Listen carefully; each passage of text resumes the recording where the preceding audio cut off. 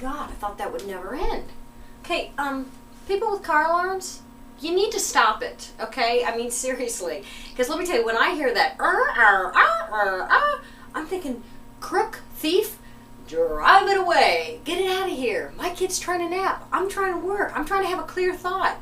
Like, I really find car alarms offensive. I think that they should just, instead of making those various sounds or the beeping noises, just have an announcer. My things are more important than people. My things are more important than people.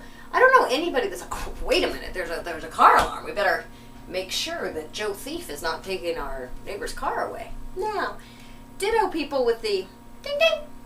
When I bought my car, they were like, you can have that ding ding when you lock the car, and I said, get rid of it. Again, it's just like, care more about myself, ding ding. They're really intrusive, and like, especially living in the city, it's noisy enough. I mean, you could never get a job as a sonar technician. I mean, our hearing is probably Gonzville. So, okay, let's just realize, nobody cares if your car gets stolen. Nobody wants to hear the beep beep. Beep beep.